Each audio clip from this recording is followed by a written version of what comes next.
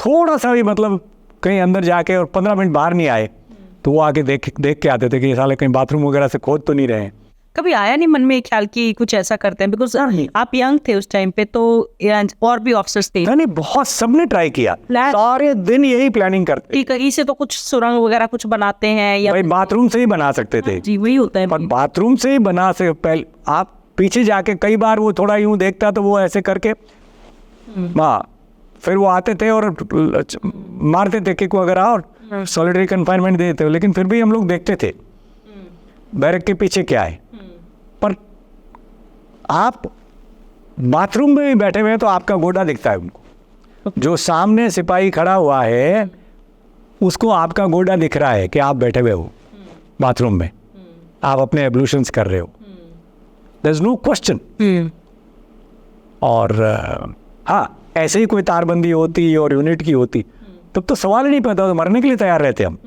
लेकिन अगर आप सेलुलर जेल जो उन्होंने बनाई है उसके 3 पैरामीटर्स हैं, बाहर वाले में जीप्स और घोड़े, अंदर वाले के अंदर मोटरसाइकिलें, और उसके अंदर वाले के अंदर जहाँ पॉलिटिकल प्रिजनर्स और एकदम जो मतलब टॉप भुट्टो वगैरह को रखेंगे तब आप समझ सकते हो कि उनके लिए कितनी सिक्योरिटी इन्होंने कर रखी थी।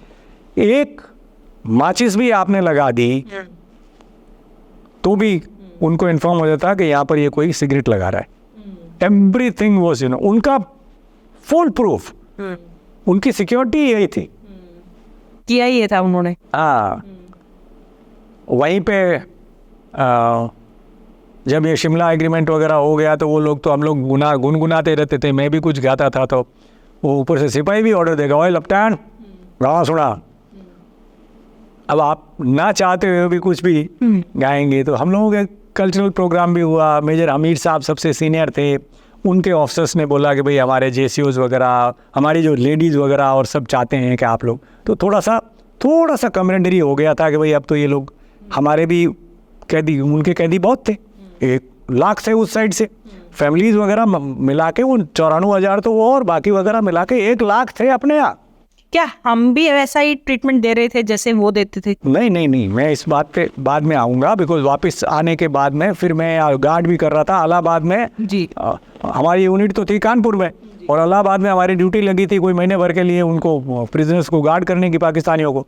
मेरी खुद की ड्यूटी लगी थी, I was a prisoner this side, और वो उनको तो सिनेमा दिखाना था फर्स्ट क्लास। वो तो लेडीज वगैरह का भी उनको मिलना अलाउड था, मतलब उनका अलग ही सिस्टम था, बिकॉज कई लोगों की फैमिलीज थी, डॉक्टर्स थे, नर्सेज थी, फैमिलीज थी, उनका गदर था, पूरा पाकिस्तान था वहाँ, हर चीज़।